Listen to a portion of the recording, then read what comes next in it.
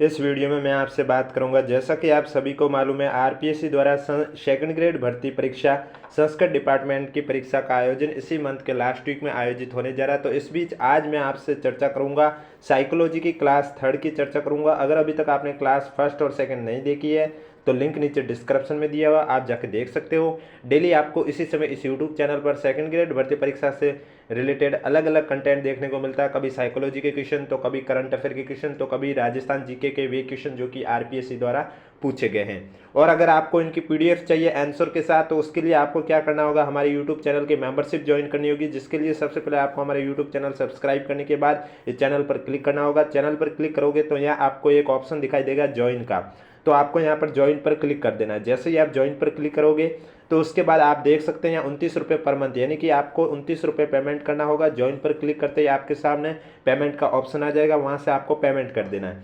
जैसे ही आपने membership join कर दी है, उसके बाद आपको क्या करना होगा, हमारे यूट्यूब चैनल के पोस्ट पर जाना होगा। जब आप पोस्ट पर जाओगे तो यहाँ आपको एक लिंक दिखाई देगा टेलीग्राम का। इस लिंक पर क्लिक करके आपको ये टेलीग्राम ग्रुप ज्वाइन कर लेना और उसके बाद ग्रुप में हाय हेलो लिख लेना। उसके बाद आपको पीडीएफ मिल जाएगी, वो भी आंसर के साथ। और ये लिंक ओनली ऑन जिन्होंने मेंबरशिप ज्वाइन की है उन्हीं को ही देखने को मिलेगा, बाकी किसी को भी देखने को नहीं मिलेगा। तो चलिए वीडियो स्टार्ट करते हैं। वीडियो स्टार्ट करने से पहले एक बार वीडियो को लाइक कर लीजिए और चैनल भी जरूर सब्सक्राइब कर लीजिए, क्योंकि इस वीडियो में मैं आपसे चर्चा करने जा रहा हूँ साइकोलॉजी के वे क्वेश्चन जो कि आरपीएससी द्वारा सेकंड ग्रेड भर्ती परीक्षा में पूछे गए थे। पहला क्वेश्चन है आपके सामने स्क्रीन पर। शिक्षा मनोविज्ञान नए और हमेशा नए अनुसंधानों से संबंधित है। शिक्षा मनोवैज्ञानिक अनुसंधान परिणामों के एकत्रीकरण से बालक की प्रकृति के विषय में बेहतर सूझ प्राप्त करते हैं और अन्वेषण की संशोधित विधियों का विकास करते हैं। शिक्षा मनोविज्ञान की यह प्रकृति है: धनात्मक विज्ञान, नियामक विज्ञान, विकासशील विज्ञान या सामाजिक विज्ञान। तो इसमें जो आपका करेक्ट आंसर हो जाएगा वो हो जाएगा शिक्षा मनोविज्ञान की यह प्रकृति विकासशील विज्ञान हो जाएगा। सी आपका करेक्ट आंसर हो जाएगा। नेक्स्ट क्वेश्चन, समप्रत्यय निर्माण शिक्षा मनोविज्ञान क्षेत्र के किस घटक से संबंधित है? अधिगमकर्ता से, सीखने की प्रक्रिया से, अध्यापक से, सीखने के वातावरण से। तो इसमें आपका राइट आंसर हो जाएगा समप्रत्यय निर्माण शिक्षा मनोविज्ञान क्षेत्र के सीखने की प्रक्रिया से संबंधित है, यानी कि करेक्ट आंसर आपका हो जाएगा बी। नेक्स्ट क्वेश्चन है, नैतिक विकास में प्रश्नों के सही और गलत संबंधी निर्णय में सम्मिलित चिंतन प्रक्रिया कहलाती है। नैतिक यथार्थवाद, नैतिक तार्किकता, नैतिक संकट या नैतिक दुविधा। तो इसमें आपका राइट आंसर हो जाएगा नैतिक विकास में प्रश्नों के सही और गलत संबंधी निर्णय में सम्मिलित चिंतन प्रक्रिया जो कहलाती है वो है आपके नैतिक तार्किकता, यानी कि बी आपका राइट आंसर हो जाएगा। नेक्स्ट क्वेश्चन, ब्रिज की संवेग विकास की स्कीम के अनुसार बालकों में ईर्ष्या सर्वप्रथम निम्नलिखित में से कौन सी आयु में प्रकट होती है? 5 वर्ष में, 3 वर्ष में, 18 माह में, 12 माह में। तो इसमें आपका राइट आंसर हो जाएगा ब्रिज की संवेग विकास की स्कीम के अनुसार बालकों में ईर्ष्या सर्वप्रथम जो आयु है जिसमें ईर्ष्या प्रकट होती है वो आयु है 18 माह में, यानी कि सी आपका करेक्ट आंसर हो जाएगा। अगर अभी तक वीडियो को लाइक नहीं किया तो एक बार वीडियो को लाइक कर लीजिए और चैनल भी जरूर सब्सक्राइब कर लीजिए। नेक्स्ट क्वेश्चन, एक बालक और बालिका वस्तु के गर्म होने और नहीं होने के अनुसार अपने मौजूदा व्यवहार की स्कीम में संशोधन कर लेता है या लेती है। पियाजे के अनुसार यह उदाहरण संज्ञानात्मक विकास की निम्नलिखित में से किस प्रक्रिया से संबंधित है? अनुकूलन, स्वांगीकरण, साम्यावस्था, असाम्यावस्था। तो इसमें आपका राइट आंसर हो जाएगा कि एक बालक या बालिका वस्तु के गर्म होने और नहीं होने के कारण अपने मौजूदा व्यवहार की स्कीम में संशोधन कर लेता है। पियाजे के अनुसार यह उदाहरण संज्ञानात्मक विकास की कौन सी प्रक्रिया से संबंधित है? तो आपका राइट आंसर हो जाएगा अनुकूलन प्रक्रिया से संबंधित है। ए आपका करेक्ट आंसर हो जाएगा। नेक्स्ट क्वेश्चन है, कौन सी गैने द्वारा प्रदत्त अधिगम सोपानिकी की उच्चतम अवस्था है? सिद्धांत अधिगम, समस्या समाधान अधिगम, बहुविभेदन अधिगम या उद्दीपन अनुक्रिया अधिगम। तो इनमें से गैने द्वारा प्रदत्त अधिगम सोपानिकी की जो उच्चतम अवस्था है वो है समस्या समाधान अधिगम। बी आपका करेक्ट आंसर हो जाएगा। नेक्स्ट क्वेश्चन है, बंडूरा के अवलोकन अधिगम सिद्धांत के अनुसार बाह्य प्रेरक और प्रतिनियुक्त प्रेरक निम्नलिखित में से कौन सी प्रक्रिया से संबंधित है? अवधारणात्मक, अवधारण, उत्पादन, अभिप्रेरणात्मक। तो बंडूरा के अवलोकन अधिगम सिद्धांत के अनुसार बाह्य प्रेरक और प्रतिनियुक्त प्रेरक निम्नलिखित में से कौन सी प्रक्रिया से संबंधित है? राइट आंसर हो जाएगा अभिप्रेरणात्मक, डी आपका करेक्ट आंसर हो जाएगा। नेक्स्ट क्वेश्चन, निम्नलिखित में से कौन अधिगम के धनात्मक स्थानांतरण में मदद नहीं करता है? विषय वस्तु को दैनिक जीवन से जोड़ना, स्वयं हेतु रटना अधिगम, सिखाई गई सामग्री के अनुप्रयोग पर बल देना, विषय वस्तु की अर्थपूर्णता। तो इसमें आपका राइट आंसर हो जाएगा अधिगम के धनात्मक स्थानांतरण में मदद नहीं करता है स्वयं हेतु रटना अधिगम, बी आपका करेक्ट आंसर हो जाएगा। नेक्स्ट क्वेश्चन, व्यक्तित्व मापन की एक तकनीक में कर्ता को अनेक चित्र दिखाकर दृश्य पर आधारित पात्रों के विचारों और भावनाओं पर एक कहानी बनाने को कहा जाता है। यह तकनीक है समाजमिति, प्रक्षेपी, सूची या क्रम मापनी। तो इसमें आपका राइट आंसर हो जाएगा व्यक्तित्व मापन की एक तकनीक में कर्ता को अनेक चित्र दिखाकर दृश्य पर आधारित पात्रों के विचारों और भावनाओं पर एक कहानी बनाने को कहा जाता है। यह तकनीक है आपके प्रक्षेपी तकनीक, यानी कि बी आपका करेक्ट आंसर हो जाएगा। नेक्स्ट क्वेश्चन, एक व्यक्ति चिकित्सक बनना चाहता है लेकिन अपर्याप्त क्षमता से अवरुद्ध है, इसलिए उसने प्रयोगशाला तकनीशियन बनना चुना है। उसके द्वारा अपनाई गई समायोजन की प्रक्रिया कहलाती है प्रतिस्थापन, आत्मीकरण, दमन या प्रतिगमन। अब देखिए, एक व्यक्ति चिकित्सक बनना चाहता था लेकिन अपर्याप्त क्षमता के वजह से वो प्रयोगशाला तकनीशियन बनना चुना है उसने। तो ये समायोजन की जो प्रक्रिया होगी ये प्रतिस्थापन प्रक्रिया कहलाएगी, ए आपका करेक्ट आंसर हो जाएगा। नेक्स्ट क्वेश्चन, एक बालक के व्यवहार में विचलन और असामान्य प्रतिक्रिया उसके अपने अभिप्रेरकों और अंतर्नाद को संतुष्ट करने की असमर्थता के परिणाम स्वरूप होती है। कुसमायोजन का यह कारक है मनोवैज्ञानिक, शरीर कार्यकी, समाजशास्त्रीय, दर्शन शास्त्रीय। तो इसमें आपका जो करेक्ट आंसर हो जाएगा एक बालक के व्यवहार में विचलन और असामान्य प्रतिक्रियाएं उसके अपने अभिप्रेरकों और अंतर्नाद को संतुष्ट करने की असमर्थता के परिणाम स्वरूप होती है। कुसमायोजन का ये जो कारक है ये कहलाता है मनोवैज्ञानिक, यानी कि ए आपका करेक्ट आंसर हो जाएगा। अगर अभी तक वीडियो को लाइक नहीं किया तो एक बार वीडियो को लाइक कर लीजिए और चैनल भी जरूर सब्सक्राइब कर लीजिए। नेक्स्ट क्वेश्चन, व्यक्ति का संवेग और व्यवहार का प्रभावी तरीकों से नियमन जो सामाजिक परिस्थितियों में सफल आवेदन को उच्चतम बनाता है उसकी विशेषता है सामान्य बुद्धि की, संवेगात्मक बुद्धि की, तरल बुद्धि की या तार्किक बुद्धि की। तो व्यक्ति का संवेग और व्यवहार का प्रभावी तरीकों से नियमन जो सामाजिक परिस्थितियों में सफल आवेदन को उच्चतम बनाता है उसकी विशेषता हो जाएगी संवेगात्मक बुद्धि की, बी आपका करेक्ट आंसर हो जाएगा। नेक्स्ट क्वेश्चन, निम्नलिखित में से कौन सा स्टर्नबर्ग के त्रितंत्रीय बुद्धि सिद्धांत के संगठनात्मक उप सिद्धांत का एक घटक नहीं है? मेटा घटक, निष्पादन घटक, ज्ञानार्जन घटक या सृजनात्मक घटक। तो इसमें से देखा जाए तो सृजनात्मक घटक है ये आपके स्टर्नबर्ग के त्रितंत्रीय बुद्धि सिद्धांत के संगठनात्मक उप सिद्धांत का एक घटक नहीं है। मेटा घटक है, निष्पादन घटक है और ज्ञानार्जन घटक भी है। तो करेक्ट आंसर आपका हो जाएगा डी। नेक्स्ट क्वेश्चन है, निम्नलिखित में से कौन सा टॉरेंस के सृजनात्मक चिंतन शाब्दिक परीक्षण का एक उप परीक्षण नहीं है? पूछना और अनुमान लगाना, नवीन संबंध, अप्रचलित उपयोग, असाधारण प्रश्न। तो इसमें आपका राइट आंसर हो जाएगा नवीन संबंध है। ये टॉरेंस के सृजनात्मक चिंतन शाब्दिक परीक्षण का एक उप परीक्षण नहीं है, यानी कि बी आपका करेक्ट आंसर हो जाएगा। नेक्स्ट क्वेश्चन, अभिप्रेरणा क्या है? निम्नलिखित में से कौन सा सर्वोत्तम इसका उदाहरण है वो आपको बताना है। पहला दे रखा है रीता ऊर्जित है, उच्च लक्ष्य निर्धारित करती है, यथेष्ट प्रयासों को बनाए रखती है और कक्षा में ए ग्रेड बना लेती है। दूसरा है मानसी आने वाली विद्यालय के वर्ष के विषय में भावुक है और अच्छा करना चाहती है। तीसरा है कविता जो करना चाहती है उसमें अपना ध्यान निर्देशित करने में अच्छी है। चौथा है निशा मेहनती है और अपने शैक्षिक कार्य के विषय में धनात्मक भावनाएं अनुभव करती है। तो इसमें पूछा गया है कि अभिप्रेरणा क्या है, निम्नलिखित में से कौन सा इसका सर्वोत्तम उदाहरण है? तो इसमें आपका ए राइट आंसर हो जाएगा। रीता ऊर्जित है, उच्च लक्ष्य निर्धारित करती है, यथेष्ट प्रयासों को बनाए रखती है और कक्षा में ए ग्रेड बना लेती है। तो ए आपका करेक्ट आंसर हो जाएगा। नेक्स्ट क्वेश्चन, चुनौतीपूर्ण और कठिन निष्पादन में प्रवीणता की संतुष्टि प्राप्ति की प्रत्याशा कहलाती है? बुद्धि, अधिगम, उपलब्धि अभिप्रेरणा या समायोजन। तो इसमें आपका राइट आंसर हो जाएगा चुनौतीपूर्ण और कठिन निष्पादन में प्रवीणता की संतुष्टि प्राप्ति की प्रत्याशा कहलाती है उपलब्धि अभिप्रेरणा, सी आपका करेक्ट आंसर हो जाएगा। नेक्स्ट क्वेश्चन, एक शिक्षक विषय वस्तु संवर्धन कार्यक्रम की योजना बना रहा है, वो किस प्रकार के अधिगमकर्ताओं के लिए ऐसा कर रहा है? मंद गति अधिगमकर्ताओं, पिछड़े अधिगमकर्ताओं, प्रतिभाशाली अधिगमकर्ताओं या बाल अपचारी? तो इसमें आपका जो करेक्ट आंसर है, एक शिक्षक विषय वस्तु संवर्धन कार्यक्रम की योजना बना रहा है, वह ये योजना किस प्रकार के अधिगमकर्ताओं के लिए ऐसा कर रहा है? तो राइट आंसर हो जाएगा प्रतिभाशाली अधिगमकर्ता हैं उनके लिए ऐसा कर रहा है, सी आपका करेक्ट आंसर हो जाएगा। नेक्स्ट क्वेश्चन, किस उपचारात्मक प्रविधि के अंतर्गत मनोचिकित्सा और परामर्श द्वारा अपराधी बालक में सूझ और समझ उत्पन्न करके अपराधी व्यवहारों को कम करने का प्रयत्न किया जाता है? व्यवहारात्मक, मनोगतिक, पुनर्वास या न्यायिक?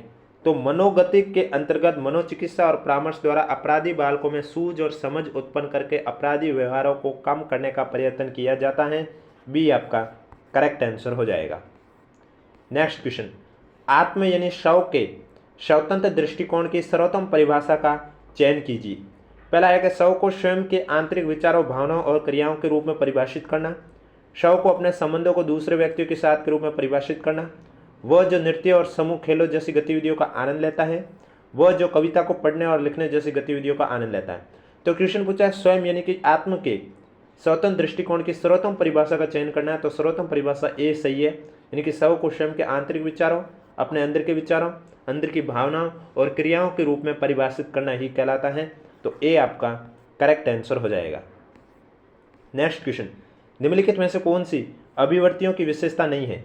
अभिवर्तियों में व्यक्ति वस्तु संबंध पाया जाता है, अभिवर्तियाँ जन्मजात होती है, अभिवर्तियों में अभिप्रेरणात्मक प्रभावोत्पादक विशेषता पाई जाती है, या अभिवर्तियाँ अर्जित होती है? तो इनमें से कौन सी विशेषता है जो कि अभिवर्तियों की विशेषता नहीं है?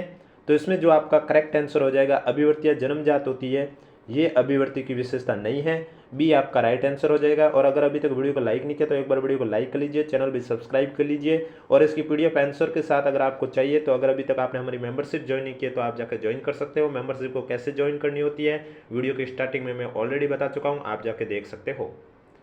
नेक्स्ट क्वेश्चन है, कौन सा कथन शिक्षा मनोविज्ञान के महत्व के संदर्भ में सही नहीं है?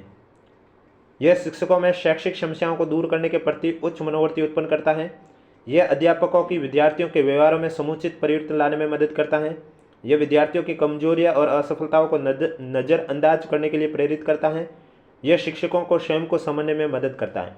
तो कौन सा कथन जो शिक्षा मनोविज्ञान के महत्व के संदर्भ में सही नहीं है? सी जो दे रखा है कि यह विद्यार्थियों की कमजोरियों और असफलताओं को नज़रअंदाज करने के लिए प्रेरित करता है, ये आपका राइट आंसर हो जाएगा। नेक्स्ट क्वेश्चन, निम्नलिखित में से कौन सी कसौटी शिक्षा मनोविज्ञान को विज्ञान के रूप में मानने से संबंधित नहीं है? इसके सिद्धांतों और नियमों में परिवर्तन संभव नहीं है, इसमें व्यवहार के अध्ययन हेतु वैज्ञानिक विधि का प्रयोग किया जाता है, इसके सिद्धांत सार्वभौमिक रूप से स्वीकार्य है, इसमें वर्तमान ज्ञान के आधार पर भविष्यवाणी की जा सकती है। तो इनमें से कौन सी कसौटी शिक्षा मनोविज्ञान को विज्ञान के रूप में मानने से संबंधित नहीं है? राइट आंसर हो जाएगा ए कि इसके सिद्धांतों और नियमों में परिवर्तन संभव नहीं है, तो ए आपका राइट आंसर हो जाएगा। नेक्स्ट क्वेश्चन, विकास केंद्र से परिधि की ओर अग्रसर होता है, विकासात्मक दिशा का यह सिद्धांत क्या कहलाता है? सिफेलोकॉडल, प्रॉक्सिमोडिस्टल, वर्तुलाकार या रैखिक? अब विकास केंद्र से परिधि की ओर अग्रसर होता है, तो विकासात्मक दिशा का यह सिद्धांत क्या कहलाएगा? प्रॉक्सिमोडिस्टल यानी कि निकट से दूर, बी आपका राइट आंसर हो जाएगा। केंद्र से परिधि की ओर जा रहा है यानी कि पास से दूर ही जा रहा है, इसलिए आपका करेक्ट आंसर हो जाएगा बी। निम्नलिखित में से कौन से निर्धारक बालकों के शारीरिक विकास को प्रभावित करते हैं वो आपको बताना है? वंशानुक्रम, पोषण, विद्यालय में खेल, अंतरस्त्रावी ग्रंथियाँ। सही कूट का चयन करके आंसर बताना है। तो मैं आपको बता देता हूँ, इनमें से जो कारक बालकों के शारीरिक विकास को प्रभावित करते हैं वो वंशानुक्रम भी है, पोषण भी है, विद्यालय में खेल भी है और अंतरस्त्रावी ग्रंथियाँ भी है, यानी कि इसका जो करेक्ट आंसर है वो आपका हो जाएगा A B C D, D आपका करेक्ट आंसर हो जाएगा। नेक्स्ट क्वेश्चन, निम्नलिखित में से कौन सी जीन पियाजे द्वारा प्रदत्त संज्ञानात्मक विकास की निर्धारित अवस्था नहीं है? संवेदीगामक अवस्था, पूर्व संक्रियात्मक अवस्था, मूर्त संक्रियात्मक अवस्था, अनौपचारिक संक्रियात्मक अवस्था। तो इनमें से जीन पियाजे द्वारा प्रदत्त जो संज्ञानात्मक विकास की निर्धारित अवस्था है, संवेदीगामक है, पूर्व संक्रियात्मक है और मूर्त संक्रियात्मक भी है, लेकिन जो अनौपचारिक संक्रियात्मक अवस्था ये नहीं है, डी आपका करेक्ट आंसर हो जाएगा। नेक्स्ट क्वेश्चन, एक अध्यापक विद्यार्थियों को एक प्रकरण पढ़ाना चाहता है। पढ़ाने से पहले वो विद्यार्थियों को मानसिक रूप से तैयार करने का प्रयास करता है। वो कौन सा नियम उपयोग में ले रहा है? अभ्यास का नियम, प्रभाव का नियम, तत्परता का नियम, उपयोग और अनुपयोग का नियम। तो एक अध्यापक विद्यार्थियों को एक प्रकरण पढ़ाना चाहता है। पढ़ाने से पहले वो विद्यार्थियों को मानसिक रूप से तैयार करने का प्रयास करता है। वो कौन सा नियम उपयोग में ले रहा है? राइट आंसर हो जाएगा तत्परता का नियम है वो उपयोग में ले रहा है। सी आपका करेक्ट आंसर हो जाएगा। निर्मितिवाद के 5 ई उपागम के किस सोपान में शिक्षार्थी सीखी गई अवधारणा को अन्य संबंधित अवधारणाओं के साथ जोड़ते हैं और अपने ज्ञान और समझ का उपयोग वास्तविक संसार में करते हैं? संलग्न, खोज, व्याख्या या विस्तार? तो इसमें आपका राइट आंसर हो जाएगा विस्तार, यानी कि डी आपका करेक्ट आंसर हो जाएगा। अगर वीडियो को लाइक नहीं किया तो एक बार वीडियो को लाइक कर लीजिए, चैनल भी जरूर सब्सक्राइब कर लीजिए। नेक्स्ट क्वेश्चन, पुनर्बलन संबंध की मजबूती को बढ़ा देती है जबकि दंड संबंध की शक्ति पर कुछ भी नहीं करता है। अधिगम का यह नियम जाना जाता है? बहु अनुक्रिया का नियम, साहचर्य स्थानांतरण का नियम, प्रभाव का नियम या संशोधित प्रभाव का नियम? तो पुनर्बलन संबंध की मजबूती को बढ़ा देता है जबकि दंड संबंध की शक्ति पर कुछ भी नहीं करता है। अधिगम का यह नियम जाना जाता है संशोधित प्रभाव का नियम। डी आपका करेक्ट आंसर हो जाएगा। नेक्स्ट क्वेश्चन, आलपोर्ट के अनुसार वे शील गुण जो उन कुछ चारित्रिक प्रवृत्तियों का प्रतिनिधित्व करते हैं जिनका उपयोग आमतौर पर किसी व्यक्ति का वर्णन करने के लिए किया जा सकता है उसको जाना जाता है? केंद्रीयशील गुण, गौणशील गुण, सामान्यशील गुण, आधारभूतशील गुण? तो इसमें आपका जो करेक्ट आंसर हो जाएगा, आलपोर्ट के अनुसार वे शील गुण जो उन कुछ चारित्रिक प्रवृत्तियों का प्रतिनिधित्व करते हैं जिनका उपयोग आमतौर पर किसी व्यक्ति का वर्णन करने के लिए किया जा सकता है उनको जाना जाता है केंद्रीयशील गुण के नाम से। ए आपका करेक्ट आंसर हो जाएगा। निम्नलिखित में से कौन सी व्यक्तित्व आकलन की प्रक्षेपी विधियां नहीं है वो आपको बतानी है? शब्द शास्त्रीय, वाक्यपूर्ति, समाजमिति, व्यक्ति अध्ययन? तो समाजमिति और व्यक्ति अध्ययन है ये आपके व्यक्तित्व आकलन की प्रक्षेपी विधियां नहीं है। बी आपका करेक्ट आंसर हो जाएगा। सी और डी आपका राइट आंसर हो जाएगा। नेक्स्ट क्वेश्चन, जब कोई व्यक्ति अपने दुखद अनुभवों को जानबूझकर भूलता है और उन्हें अचेतन मन में दबा देता है तो समायोजन की यह रक्षात्मक युक्ति कहलाती है? दमन, प्रतिगमन, प्रक्षेपण, विस्थापन? तो जब कोई व्यक्ति अपने दुखद अनुभवों को जानबूझकर भूलता है और उन्हें अचेतन मन में दबा देता है तो समायोजन की यह रक्षात्मक युक्ति है ये आपकी कहलाएगी दमन। ए आपका करेक्ट आंसर हो जाएगा। निम्नलिखित में से कौन सा गिलफोर्ड द्वारा प्रतिपादित बुद्धि के त्रिआयामी सिद्धांत के आयामों और उसके तत्वों का सही मिलान नहीं है? एक साइड आयाम है, दूसरी साइड तत्व है। संक्रिया, मूल्यांकन, विषय वस्तु, संज्ञान, उत्पाद, स्मृति? सही कूट का चयन कीजिए और ये बताना तत्वों का सही मिलान नहीं है। तो इसमें जो पहला संक्रिया मूल्यांकन एकदम सही है, बाकी दोनों गलत है। तो बी और सी करेक्ट आंसर हो जाएगा जो कि सही मिलान नहीं है। सी आपका राइट आंसर हो जाएगा। नेक्स्ट क्वेश्चन है, रोहन पारस्परिक बुद्धि परीक्षणों में निम्न अंक प्राप्त करता है परंतु वास्तविक जीवन संबंधी समस्याओं को तीव्रता से पकड़ लेता है और संसार की कार्यप्रणाली के बारे में आसानी से ज्ञान प्राप्त कर लेता है। त्रितंत्रीय सिद्धांत के अनुसार इस प्रकार की बुद्धि क्या कहलाएगी? विश्लेषणात्मक, सामाजिक, अंतर्वैयक्तिक या व्यवहारिक? यानी कि रोहन है ये निम्न अंक प्राप्त करता है लेकिन वास्तविक जीवन में देखा जाए तो ये समस्याओं को जल्दी ही पकड़ लेता है और संसार की कार्यप्रणाली के बारे में भी आसानी से ज्ञान प्राप्त कर लेता है। तो ये किस प्रकार की बुद्धि कहलाएगी? तो इसका राइट आंसर हो जाएगा व्यवहारिक बुद्धि। डी आपका करेक्ट आंसर हो जाएगा। त्रितंत्रीय सिद्धांत के अनुसार यह आपकी व्यवहारिक बुद्धि के अंतर्गत आएगा। नेक्स्ट क्वेश्चन, सृजनात्मक की निम्नलिखित में से कौन सी अवस्था में व्यक्ति थीम का अचानक प्रत्यक्षीकरण करता है और समस्या के विभिन्न घटकों में संबंध देखता है? तैयारी, उद्भवन, प्रदीपन, संशोधन अथवा सत्यापन? तो इसमें जो आपका करेक्ट आंसर हो जाएगा प्रदीपन, यानी कि सी आपका राइट आंसर हो जाएगा। नेक्स्ट क्वेश्चन, किसी चीज को अपने से करने, उसे अच्छे ढंग से करने तथा उसमें विशिष्टता दिखाने की स्वीकारात्मक इच्छा को कहा जाता है? संबंधन अभिप्रेरणा, सत्ता अभिप्रेरणा, आक्रमणशीलता का अभिप्रेरक या उपलब्धि अभिप्रेरणा? तो किसी चीज को अपने से करने, उसे अच्छे ढंग से करने तथा उसमें विशिष्टता दिखाने की जो स्वीकारात्मक इच्छा को कहा जाता है वो आपका राइट आंसर क्या हो जाएगा? वो आपका हो जाएगा उपलब्धि अभिप्रेरणा। डी आपका करेक्ट आंसर हो जाएगा। नेक्स्ट क्वेश्चन, अभिप्रेरणा चक्र के किस घटक के परिणाम स्वरूप दैहिक अथवा मनोवैज्ञानिक संतुलन स्थिति की पुनः प्राप्ति होती है। आवश्यकता, प्रणोदन, प्रेरक या प्रोत्साहन। तो इसमें आपका राइट आंसर हो जाएगा प्रोत्साहन, यानी कि डी आपका करेक्ट आंसर हो जाएगा। नेक्स्ट क्वेश्चन, निम्नलिखित में से कौन सा प्रतिभाशाली बालकों के लिए संवर्धन कार्यक्रम नहीं है? विशिष्ट कक्षाओं का आयोजन, विशेषज्ञ अध्यापक उपलब्ध कराना, उन्नत कोर्स प्रदान करना, कॉमन कक्षा कक्ष उपलब्ध कराना।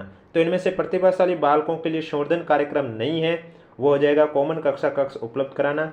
डी आपका राइट आंसर हो जाएगा। नेक्स्ट क्वेश्चन, आप मंदगति अधिगमकर्ताओं की कक्षा को शिक्षण करवा रहे हैं। निम्नलिखित शिक्षण तकनीकों में से आप किन तकनीकों को अपनाएंगे? सरल शब्दों में निर्देश देंगे, सर्वदृश्य सामग्री का उपयोग, मौखिक रूप से अमूर्त विचारों की प्रस्तुति, उनके दैनिक जीवन से जुड़ी गतिविधियों का आयोजन किया जाएगा। सही कूट का इसमें आपको चयन करना है। तो मैं आपको बता देता हूँ, पहला, दूसरा और चौथा आपका करेक्ट हो जाएगा, यानी कि बी आपका राइट आंसर हो जाएगा। नेक्स्ट क्वेश्चन, निम्नलिखित में से कौन सा कथन अभिवर्ती के संदर्भ में सही नहीं है? आपको 4 कथन दे रखा है और इनमें से सही कूट का चयन बताना है। जो कि अभिवर्ती के संदर्भ में सही नहीं है वो आपको बताना है। अभिवर्ती जन्मजात होती है, यह कथन सही नहीं है। अभिवर्ती में संज्ञानात्मक भावात्मक घटक होते हैं किंतु क्रियात्मक है और व्यवहारात्मक नहीं, ये भी सही नहीं है। अभिवर्ती व्यवहार को एक निश्चित दिशा प्रदान करती है, यह सही है। अभिवर्ती सदैव सकारात्मक होती है, यह भी गलत है। यानी कि A B D correct answer हो जाएगा, बी आपका राइट आंसर हो जाएगा।